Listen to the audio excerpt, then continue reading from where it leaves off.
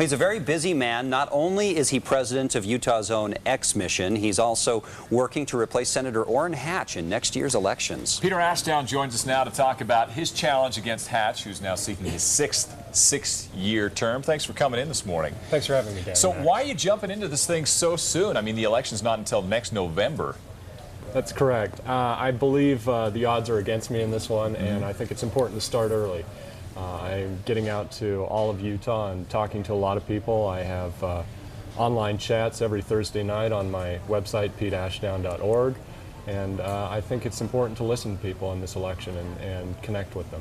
Why, a Utahn who's sitting at home and thinking Orrin Hatch has been in the Senate for 5 terms now, 30 years, why should they vote for you and give up 30 years of clout in Washington? Well, he certainly does have a lot of clout there, and I think he has done a respectable job. But I think it's time for a change. I think it's time to look towards the future rather than to the past. And that's what I've done with my business, and that's what I think I can do in government. Well, then what do you think are the big issues?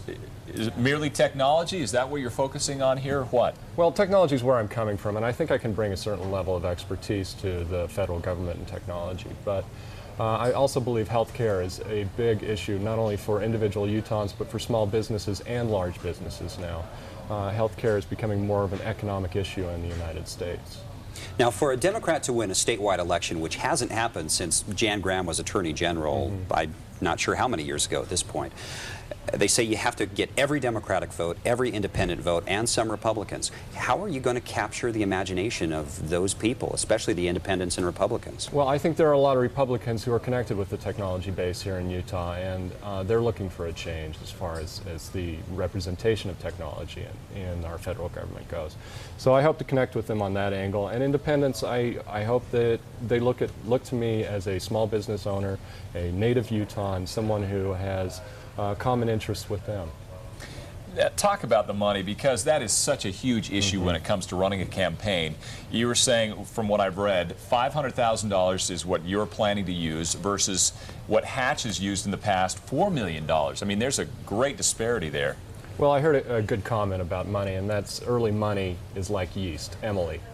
And that's important in raising money at this stage, because I believe more money will come later as a result. I think also through my use of the internet and my connections with the internet, as we saw with the presidential elections, that it can raise a significant amount of money. So I believe I can present a challenge there. So people are going to be getting spam? No, absolutely not.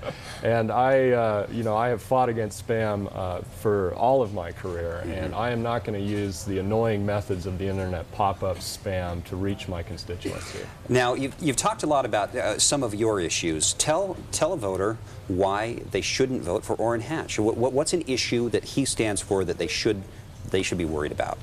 Well, again, I think it's about his perspective. I think what he represents is the status quo, and I'm looking towards the future. All right, well, we're out of time for now, but we'll be talking with you a bunch of times, I'm sure, over the next year or year and a half or so. I look forward to it, Peter Dan. Ashdown, thanks a lot for coming in. Appreciate it. Thank you. Good to have you, Peter. Thank you.